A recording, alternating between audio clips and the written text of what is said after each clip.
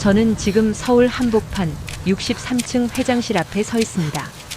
손에 쥔 명함에는 데이빗 박 글로벌 투자 컨설턴트라고 적혀 있죠. 하지만 제 진짜 이름은 박태성, 중앙지검 특수이부 검사입니다.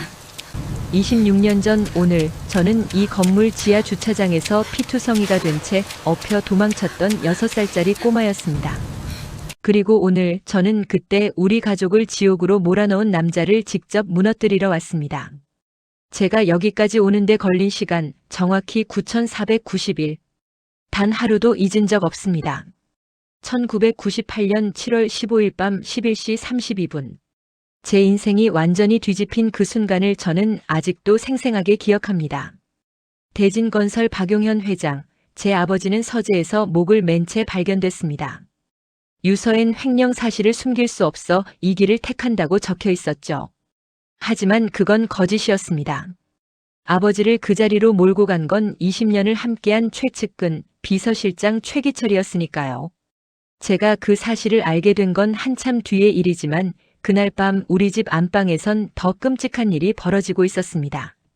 어머니 윤혜진 여사는 남편의 시신이 발견된 지 2시간 만에 뇌출혈로 쓰러지셨습니다. 응급실도 못 가보셨죠?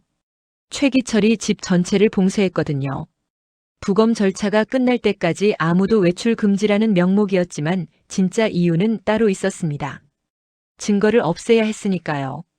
그때 저는 안방 벽장 속에 숨어 있었습니다. 복자 아주머니가 제 입을 막고 숨을 죽이라고 했거든요. 벽장 틈으로 본 어머니의 마지막 모습을 저는 평생 잊을 수가 없습니다. 복자야 태성이 데리고 여기서 나가. 어머니는 가쁜 숨을 몰아쉬며 복자 아주머니 손에 뭔가를 쥐어주셨습니다. 이게 전부야. 최기철이 다 여기. 그리곤 고개가 옆으로 떨어졌습니다. 복자 아주머니는 비명도 지르지 않았습니다. 그저 이불로 어머니를 덮고 품속에 뭔가를 깊숙이 넣은 뒤 벽장문을 열었죠. 도련님, 이제 아주머니 말 잘 들어야 해요. 한 번이라도 소리 내면 우린 둘 다 죽어요. 그때 복자 아주머니 나이 38. 우리 집에서 12년째 일하던 가사도우미였습니다. 결혼도 안 하고 가족도 없이 오직 우리 집안일만 하며 살아온 분이었죠. 그런 분이 제 손을 꽉 잡고 뒷문으로 향했습니다. 밤 12시 15분 장마철 폭우가 쏟아지는 밤이었습니다. 현관엔 최기철의 부하 3명이 지키고 있었고 뒷문 쪽엔 차 한 대가 대기하고 있었어요.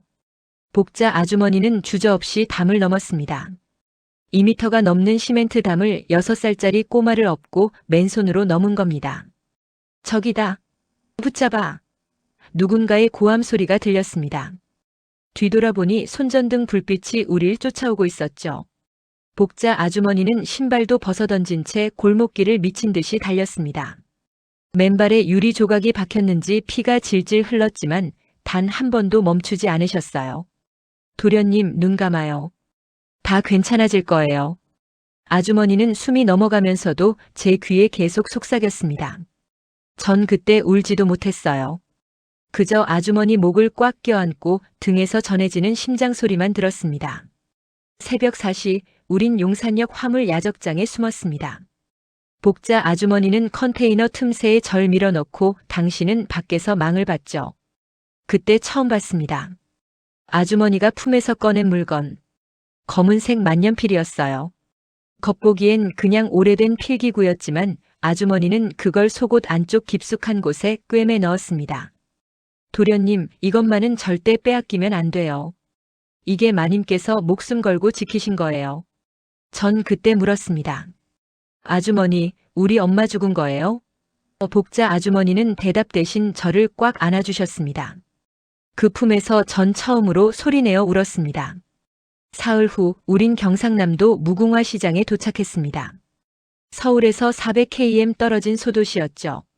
복자 아주머니는 제 이름을 이태성으로 바꾸고 당신 조카라고 둘러댔습니다.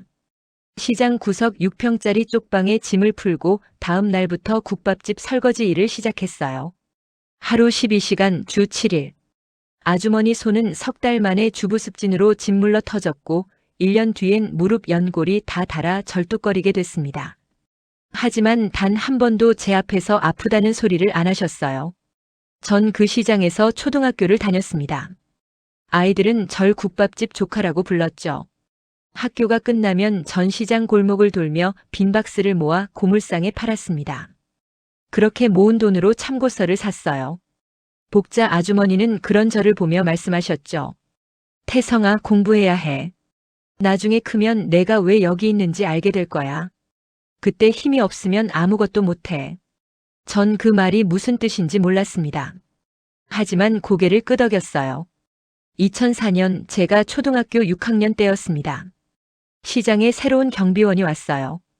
오 반장님이라고 60살쯤 된 할아버지였죠. 근데 이분이 보통 사람이 아니었습니다. 어느 날 밤 취객 3명이 복자 아주머니한테 시비를 걸었어요. 전 겁에 질려 떨고 있었는데 오 반장님이 나타나셨죠. 이런 데서 뭐 하는 거요? 그 한마디에 취객들이 얼어붙었습니다. 알고 보니 오 반장님은 80년대 부산 깡패 조직에서 전설로 불리던 분이었어요. 이미 손 씻고 20년이 지났지만 그 눈빛만으로도 사람을 제압할 수 있었습니다. 그날 이후 오 반장님은 우리의 든든한 보호자가 되어주셨습니다. 복자 아주머니가 국밥집에서 일할 때 절 봐주셨고 제가 학교에서 왕따를 당할 때도 직접 나서주셨죠. 태성아, 너 나중에 뭐 되고 싶은 기라? 어느 날 오 반장님이 물으셨습니다. 전 대답했어요. 저 나쁜 사람들 잡는 사람이요. 오 반장님은 빙그레 웃으며 제 머리를 쓰다듬었습니다. 그래, 그럼 검사 되어야겠네. 공부 열심히 해라. 2009년 제가 중학교 3학년 때 모든 게 바뀌었습니다. 어느 날 복자 아주머니가 국밥집에서 쓰러지셨어요. 병원에 실려갔을 땐 이미 하지 정맥류가 극도로 악화된 상태였습니다. 의사 선생님이 말했죠. 최소 5년은 이 상태였을 겁니다. 왜 이제 오셨어요? 복자 아주머니는 대답 안 하셨어요. 그저 제 손만 꽉 쥐고 계셨죠. 그날 밤 병실에서 전 처음 물었습니다. 아주머니, 우리 진짜 가족 아니죠? 왜 저한테 이렇게까지 해주세요? 복자 아주머니는 한참을 망설이시다가 입을 여셨습니다. 태성아, 너 기억나니? 내가 3살 때 계단에서 굴러떨어진 거. 그때 마님께서 병원 응급실까지 너를 안고 뛰어가셨어. 본인 손목이 부러져도 너는 놓지 않으셨지. 그날 마님이 나한테 그러셨어. 복자야, 이 아이는 내 목숨이야. 내가 없으면 이 아이 부탁해. 그게 농담인 줄 알았는데. 아주머니 목소리가 떨렸습니다. 그게 진짜 유언이 될 줄은 몰랐지. 마님은 돌아가시면서도 너 걱정만 하셨어. 최기철한테 넘어가면 안 된다고 반드시 지켜달라고. 그래서 나는 그냥 약속 지키는 거야. 전 그날 밤 처음 알았습니다. 제가 왜 여기 있는지, 복자 아주머니가 왜 당신 인생을 다 바쳐 절 키웠는지. 그리고 그 순간 결심했어요. 반드시 성공해서 아주머니한테 보답하겠다고. 아니, 그것만으론 부족했습니다. 우리를 이 지경으로 만든 최기철을 반드시 무너뜨리겠다고. 그날부터 전 미친 듯이 공부했습니다. 하루 4시간 자고 새벽 5시에 일어나 시장 청소 알바를 하고 학교 끝나면 도서관에서 밤 11시까지 있었어요. 고등학교 1학년 여름방학, 전 우연히 신문에서 한 기사를 봤습니다. 대진건설 최기철 회장 재개발 사업으로 5년 연속 매출 신장. 사진 속 최기철은 화려한 정장을 입고 웃고 있었어요. 제 아버지를 죽음으로 몰고 어머니마저 세상을 떠나게 만든 그 사람이 말입니다. 전 그 신문을 오려서 책상 앞에 붙여놨어요. 매일 아침 그 얼굴을 보며 다짐했습니다. 기다려라. 내가 반드시 간다. 2012년 전 서울대학교 법과대학에 수석으로 합격했습니다. 무궁화 시장 역사상 처음 있는 일이었죠. 오 반장님은 소주 한잔 하시며 우셨고 복자 아주머니는 아무 말 없이 제 손을 꽉 쥐셨어요. 아주머니, 저 서울 가도 되죠? 전 조심스럽게 물었습니다. 복자 아주머니는 고개를 끄덕이셨어요. 가거라. 내가 가야 할 길이다. 근데 태성아, 한 가지만 약속해. 복수는 법 안에서만 해. 내가 최기철처럼 되면 안 돼. 전 약속했습니다. 법으로 심판하겠다고. 대학 4년 동안 전 2가지에만 집중했습니다. 첫째, 형법과 상법 전공. 둘째, 최기철 조사. 도서관에서 지난 20년간 대진건설 관련 기사를 전부 스크랩했어요. 재무제표를 분석하고 재개발 사업 구조를 파헤쳤죠. 그리고 발견했습니다. 최기철의 치명적 약점. 그는 비자금을 해외로 빼돌릴 때 반드시 신뢰할 수 있는 내부 인력을 사용한다는 거였어요. 2016년 전 사법고시에 합격했습니다. 사법연수원 2년을 마치고 2018년 30살의 검사로 임관했죠. 하지만 바로 최기철을 건드릴 순 없었어요. 전 묵묵히 5년을 기다렸습니다. 금융범죄, 조세포탈, 횡령 사건만 전담하며 실력을 쌓았어요. 그리고 2023년 초 드디어 기회가 왔습니다. 중앙지검 특수입으로 발령받은 겁니다. 그해 여름 전 휴가를 내고 무궁화 시장에 내려갔습니다. 복자 아주머니는 이제 64살. 국밥집은 그만두고 시장 구석 작은 반찬 가게를 운영하고 계셨어요. 아주머니, 이제 그만 일하세요. 제가 모셔갈게요. 전 말했지만 아주머니는 고개를 저으셨습니다. 아니다. 나는 여기가 좋아. 그리고 태성아, 너 아직 할 일 안 끝났잖아. 2024년 3월 결정적인 정보가 들어왔습니다. 대진건설이 무궁화 시장 재개발 사업에 뛰어든다는 겁니다. 전 즉시 움직였습니다. 검찰 내부 금융정보망을 통해 최기철의 비자금 루트를 역추적했죠. 싱가포르 프라이빗 뱅크, 스위스 페이퍼 컴퍼니, 케이맨 제도 유령 계좌. 총 2,300억 원 규모였습니다. 하지만 결정적 증거가 부족했어요. 그때 생각해냈습니다. 최기철은 외부인을 안 믿어. 그럼 내가 내부인이 되면 되잖아. 전 즉시 휴직계를 냈어요. 그리고 3개월간 철저히 준비했습니다.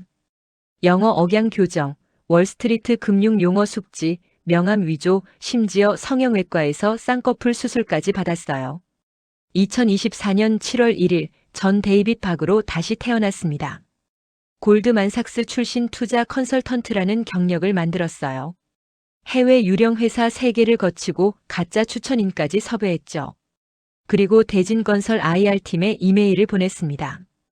2주 후 전 대진건설 63층 회장실 앞에 서 있었습니다. 비서가 문을 열었어요.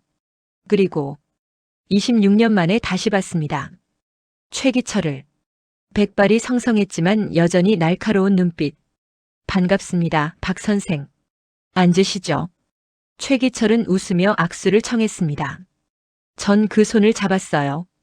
26년 전 제 어머니를 죽음으로 몰고 간 바로 그 손을.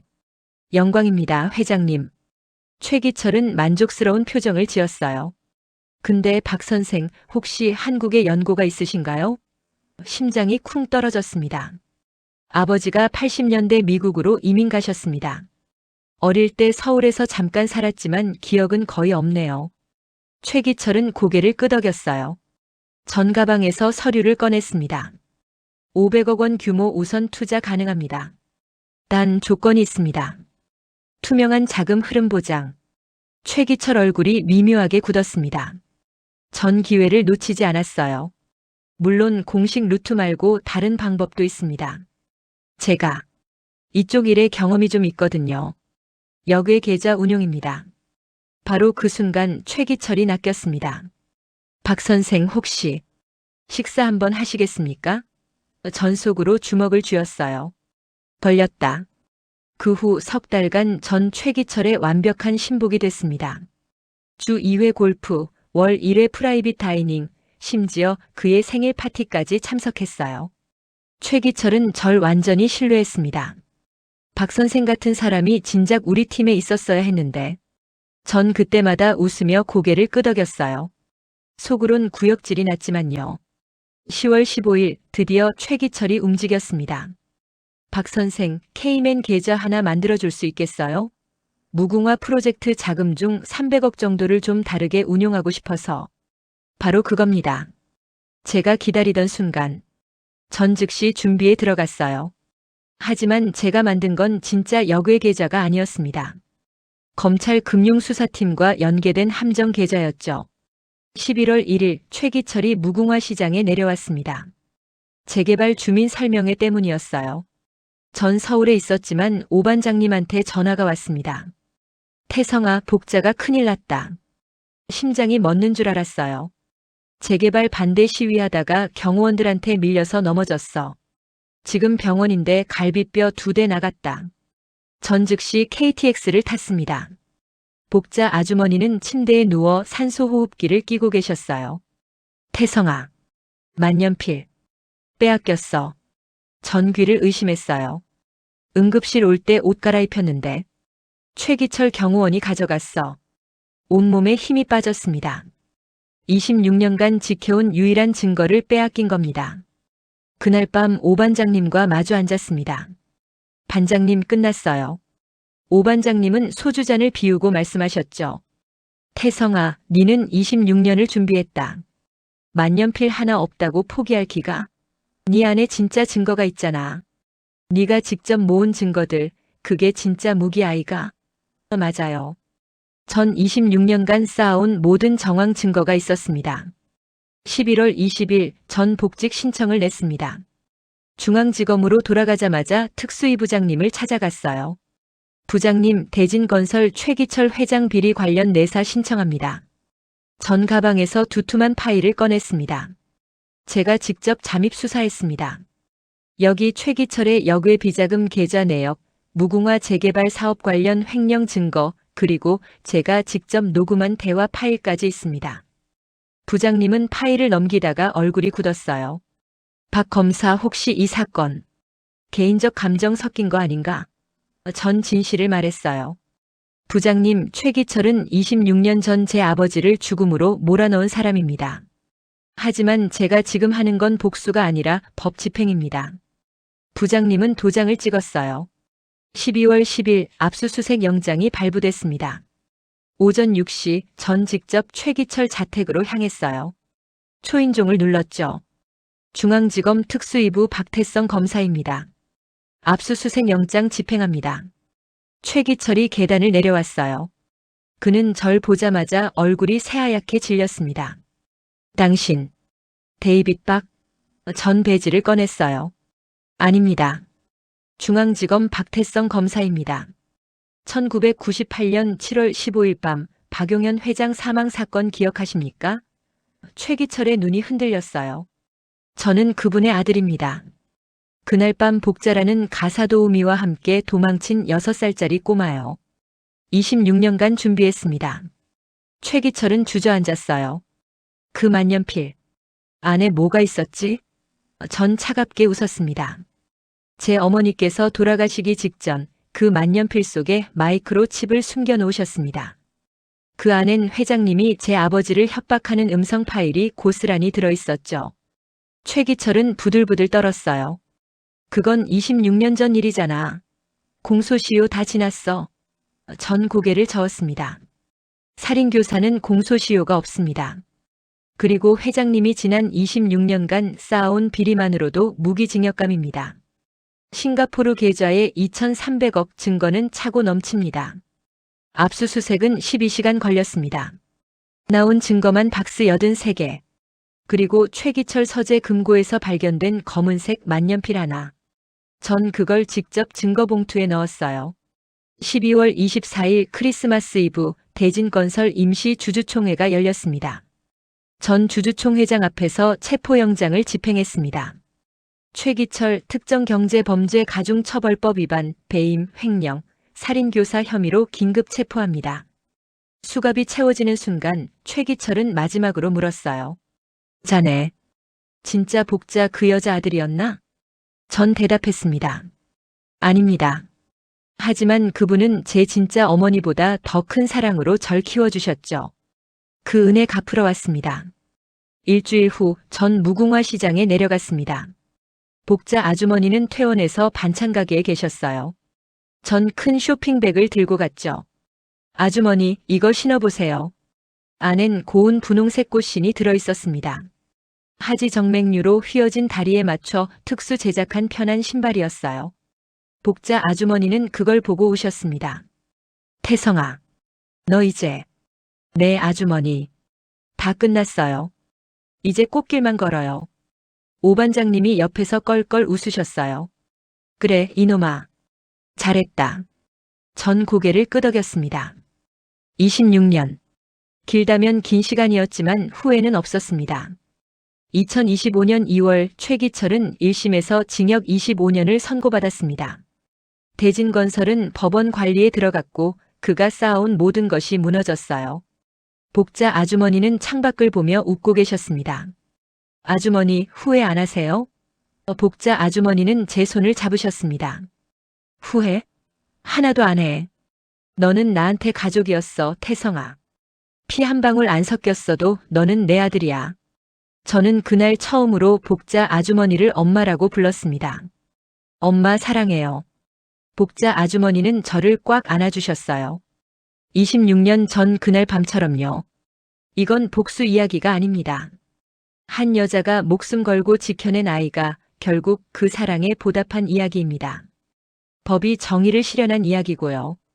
그리고 무엇보다 피보다 진한 게 세상엔 존재한다는 걸 증명한 이야기입니다.